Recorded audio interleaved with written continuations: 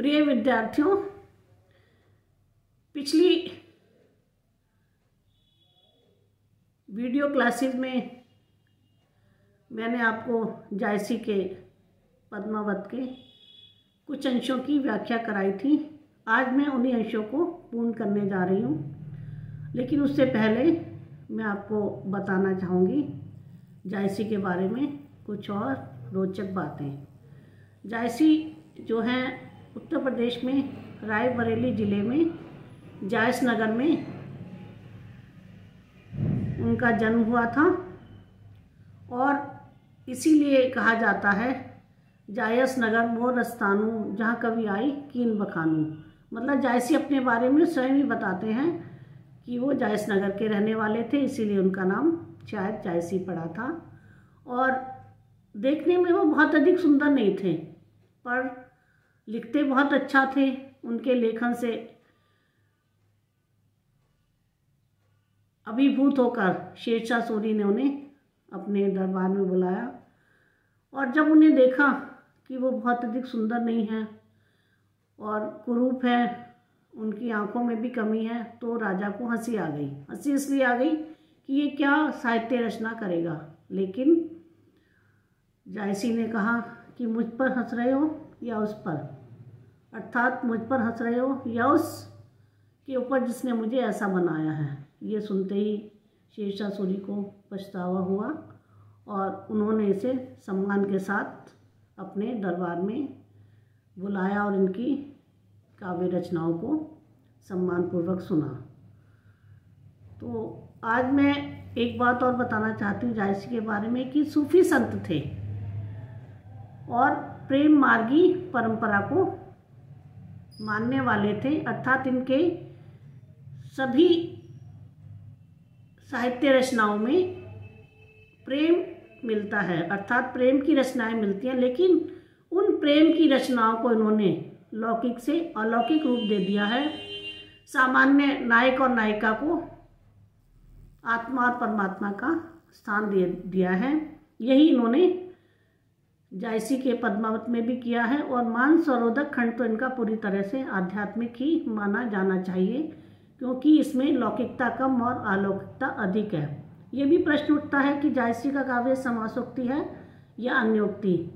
तो हम ये कह सकते हैं कहीं कहीं पर तो ये हमें समासोक्ति लगता है और कहीं कहीं पर इसमें अन्योक्ति के भी दर्शन होते हैं। तो इन सब बातों में विद्वानों के विभिन्न मतभेद हैं, लेकिन हम उन मतभेदों की तरफ ना जाकर हम आपको ये बताना चाहेंगे कि ये एक सुंदर प्रेम कथा है, जिसमें लेखक ने बीच बीच में आध्यात्मिक पक्ष का भी आश्रय लिया है।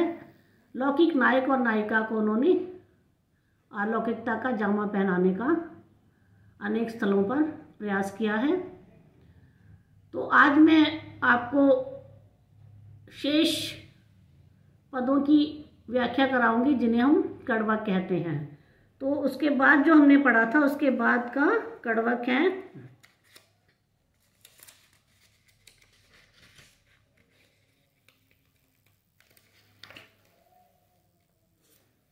सरवर तीर पद्मिनी आई, खोपा छोरी केस मुकुलाई, शशि मुख अंग मलयगिरी बासा, नागिन झांपी लीन चहुपासा। तो मैं आपको पहले बता रही थी कि मानसरोवर में सभी सखियां स्नान करने के लिए उतर जाती हैं। उससे पहले वो क्या करती हैं, जो नहाने के लिए किनारे पर खड़ी होती हैं, और फिर सखियां जो है पानी में चली जाती हैं, और पद्मिनी जो है किनारे पर खड़ी होती है और अपने खोपा छोरी, खोपा मतलब जूड़े को खोलकर बालों को फैला देती है, केस मुकुलाई, केस बाल और मुकुलाई फैला देती है, अर्थात नहाने से पहले वो किनारे पर आकर सरवर तीर, सरोवर के किनारे आकर पद्मिनी जो है, नायिका जो है, अपने बालों को फैला लेती है और जूड़े को खोलकर बालों को फैलाती है। तो वो कैसी लग रही है, उसके सौंदर्य का यहाँ पर वर्णन किया गया है। शशि मुखंग मलयगिरी वासा, उसका मुख चंद्रमा के समान है और उसमें मलयगिरी की सुगंध आ रही है। मतलब चंद्रमा जैसा मुख, और जैसी मलयगिरी पर्वत से चंदन की सुगंध आती है, ऐसे उसमें से सुगंध आ रही है। यहाँ पर वो दिव्य और अलौकिक पद्मावती है, जिसे हम परमात्मा का नाम भी दे सकते हैं।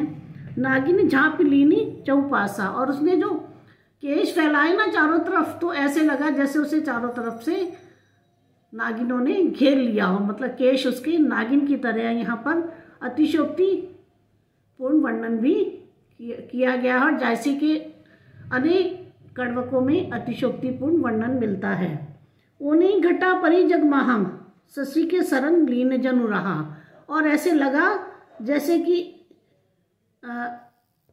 चारों तरफ अंधेरा छा गया हो, काली घटा छा गई हो।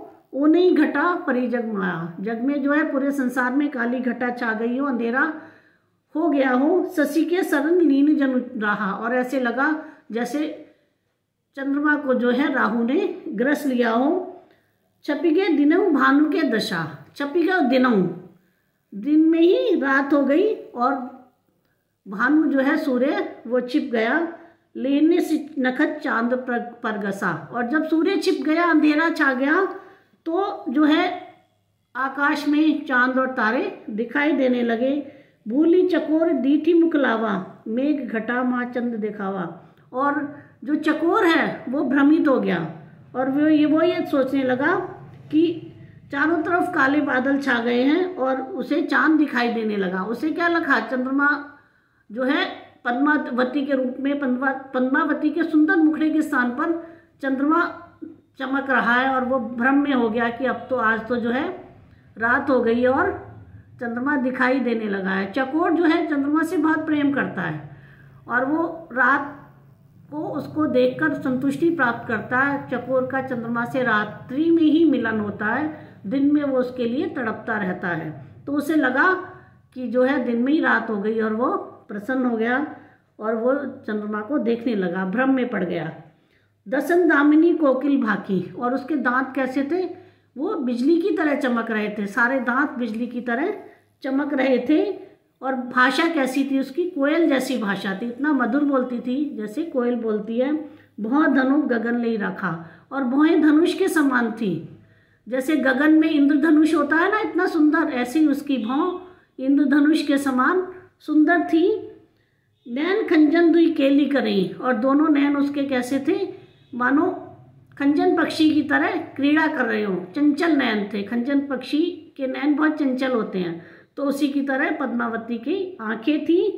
कुछ नारंग मधु का रस ले, और कुछ जो है नारंगी की तरह था, और ऐसे लगता था जैसे भ्रमर उसका रसपान कर रहा हो। सर्वरूप विमोहा हिये हिलोरई ले, पाँव छुए मकु पावों ए मिस लहरें दे।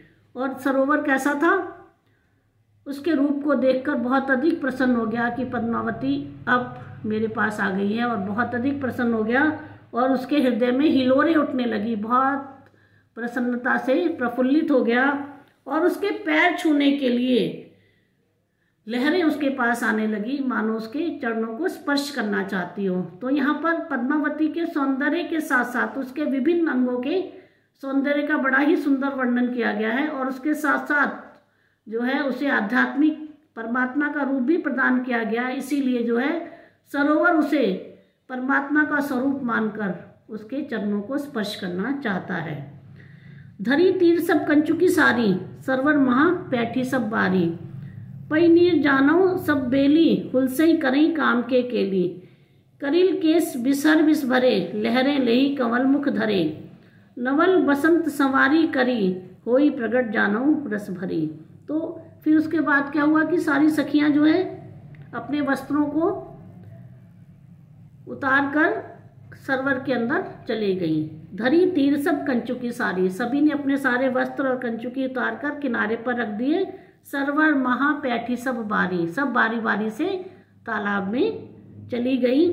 पई नीर जानो सब बेली, हुलसई करे काम के केली, और वो पानी में जाकर बहुत अच्छी अच्छी क्रीड़ाएं कर रही हैं, बहुत अधिक प्रसन्न हो रही हैं, और ऐसे लग रहा है जैसे बेल होती है ना, जो जल की बेल होती है, वो जल में जाकर और भी अधिक विकसित हो जाती है। ऐसे ही वो सारी पद्मावती और उसकी सखियां जल में जाकर और भी अधिक प्रफुल्लित हो गई, मानो उनका सौंदर्य और भी बढ़ गया, और भी अधिक विकसित हो गई। करिल केस बिसर बिस भरे, और उनके जो हैं बाल जो हैं ऐसे लग रहा था जैसे विष से भरे हुए कोई नाग हैं और लहरें ले ही कमल मुख धरे, और लहरें उनके पास ऐसे आ रही जैसे उनका मुख कमल के समान, और लहरें उनका पान करना चाहती हैं, उनके पास आना चाहती हैं। नवल वसंत संवारी करी होई प्रगट जनऊ रस भरी। और यहाँ पर जो उनका ऐसा लग रहा था उनको देखकर जैसे नया बसंत आ गया हो, और बसंत में नई नई जो है रस भरी बेलें और रस भरे पुष्प जो है विकसित हो गए हों। उठी कोप जस दारिब दाखा भई अनंत प्रेम के शाखा। और जो है प्रेम से वो परिपूर्ण थी, बड़ी प्रेम से वो प्रसन्न होकर सरोवर के भीतर गई थी, और ऐसे लग रहा था जैसे उनमें जो है कोपलें उठ गई हो, और जैसे जो है दाख होता है ना, अनार और दाख, उसकी तरह जो है उसमें जो है कोपल आ गई हो, और वो और अधिक विकसित होने के लिए प्रयत्नशील हो। सरीवर नहीं समाई संसारा चांद नाही पैठ लई तारा। और सरोवर जो है उसके बारे में तो कुछ कहा ही नहीं जा सकता था। वो उसका रानी पद्मावती का और सखियों का सरोवर में उतरना इतना अधिक महत्वपूर्ण था, क्योंकि रानी यहाँ पर ईश्वर का प्रतीक है और उसकी सखियाँ उसके साथ हैं। तो ऐसे लग रहा था जैसे संसार में ये जो उनका स्नान है ये पूरे संसार में समा नहीं पा रहा है, मतलब बहुत अधिक अद्भुत है। चांद नहाई पैठी लई तारा, ऐसे लग रहा था कि चांद जो है अपने तारागणों के साथ पानी के भीतर जाकर नहाना चाह रहा है, स्नान करना चाह रहा है। धनिसो नीर ससी तरई हुई अब कि दीठ कमल हो हुई। और वो जल धन्य है जिस जल में जो है चांद और तारे उतर आए हों। पद्मावती और उसकी सखियां चांद और तारों का प्रतीक है, वो उतर आए हों। अब कि दीठ कमल हो हुई, अब कमल और कमलिनियाँ तो कहीं दिखाई ही नहीं देंगी, क्योंकि वो तो वहाँ पर केवल पद्मावती और उसकी सखियाँ ही दिखाई दे रही हैं। चकई बिछड़े पुकारे कहाँ मिले हो ना।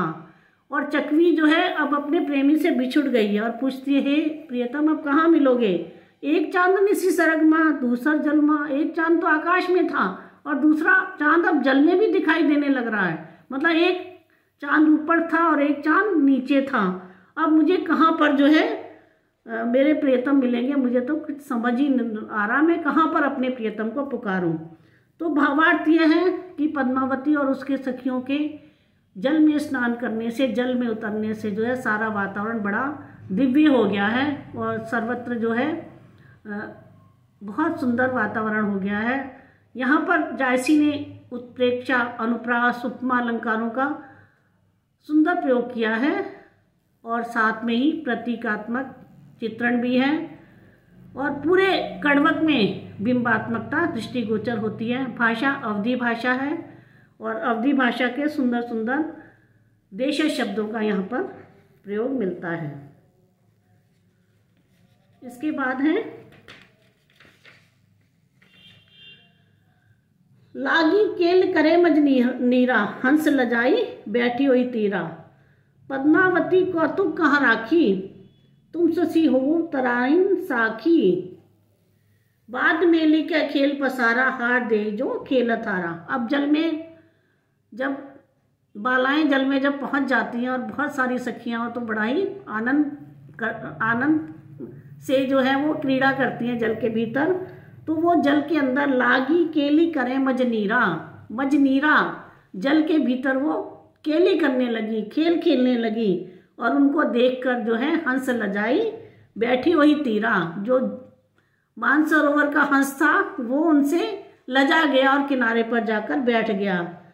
पद्मावती कौतुक कहाँ राखी तुम ससी हो तराइन साखी। और पद्मावती से सखियाँ कहने लगी तुम सब देखो, हम जल में जो है क्रीड़ा कर रहे हैं, तुम इस कौतुक को देखो और तुम चंद्रमा बन जाओ, हम तारे बन जाते हैं, तुम हमारा खेल खेलो।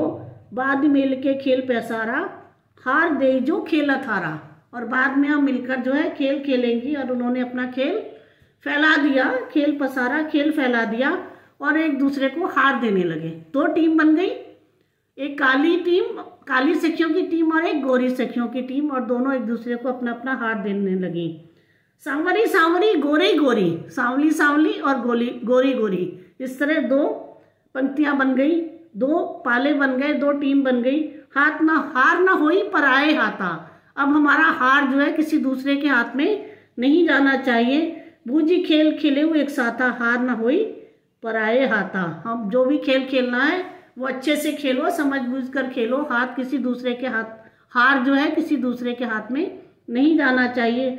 आ जाओ खेल बहुर कित होई, खेल गए कित खेले कोई। आज ही खेल लो, फिर पता नहीं कब खेलना लिखा होगा। खेल गए कित खेले हुई, एक बार खेल चला गया, मतलब ये खेल इस संसार में जो हमने जन्म लिया है वो अगर इस संसार में आकर हमें जितना आनंद उठाना है, जितना खेलना है खेल लें, उसके बाद दोबारा हमें खेलने को नहीं मिलेगा। इस दुनिया से जब हम चले जाएंगे तो दोबारा हमें ये संसार नसीब नहीं होगा, दोबारा हमें यहाँ के आनंद प्राप्त नहीं होंगे। इसलिए इस जन्म में ही सारे जीवन के अच्छे कार्य कर लेने चाहिए, सारे जीवन के आनंद उठा लेने चाहिए, अपने कर्म ऐसे करने चाहिए जिससे कि हमारी गति जो है परलोक में जाकर अच्छी हो सके। जायसी इस बात को बार बार कहना चाहते हैं।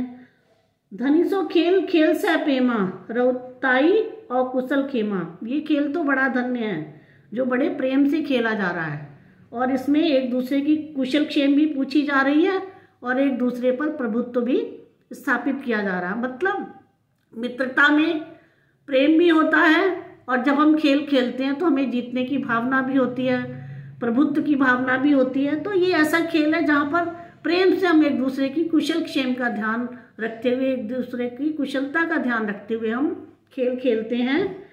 मोहम्मद बाजी प्रेम की जो भावे त्यो खेल। मोहम्मद मीन्स जायसी, मलिक मोहम्मद जायसी कहना चाह रहे हैं ये प्रेम की बाजी है, इसको जैसे चाहे वैसे खेलो। तिल फूलई के संग जो होई फलायल तेल।